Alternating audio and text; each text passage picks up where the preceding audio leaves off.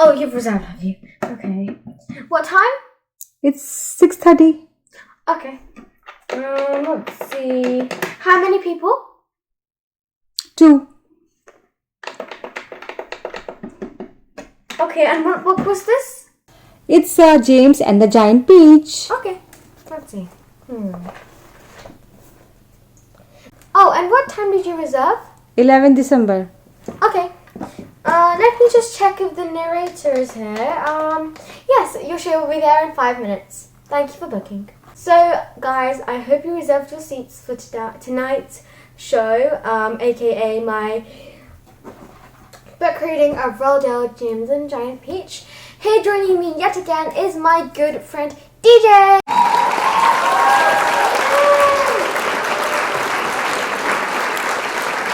Hi, DJ.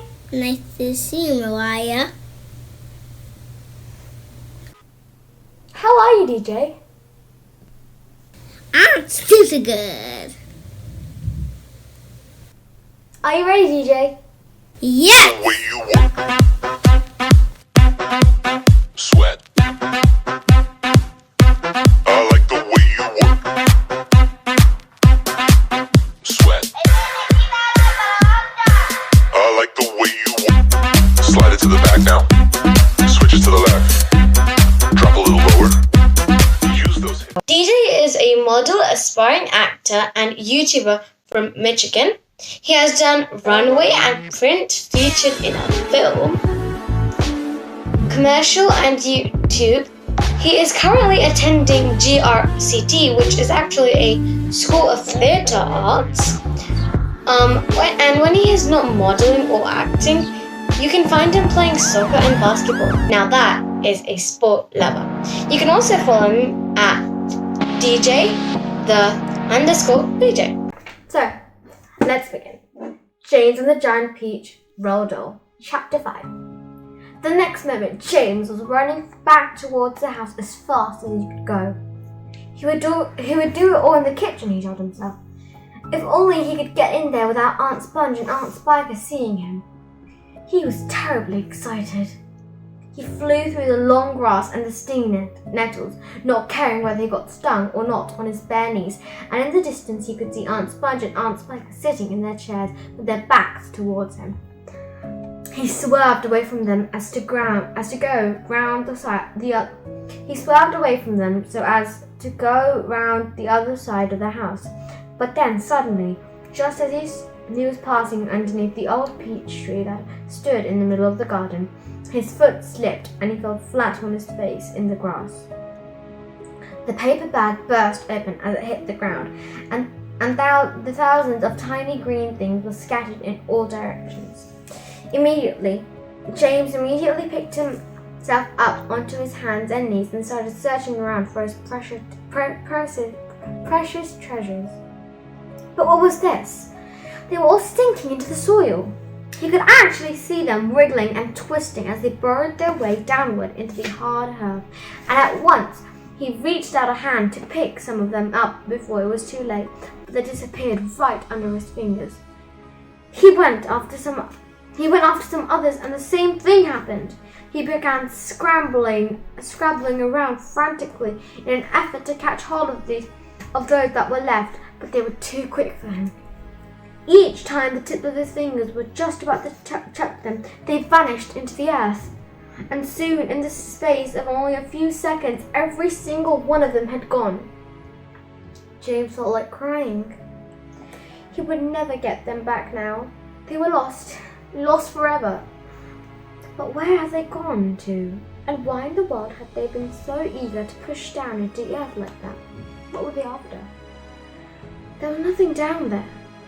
Nothing except the roots of the old peach tree, and a whole lot of earthworms and centipedes and insects living in the soil. But what was it that the old man had said?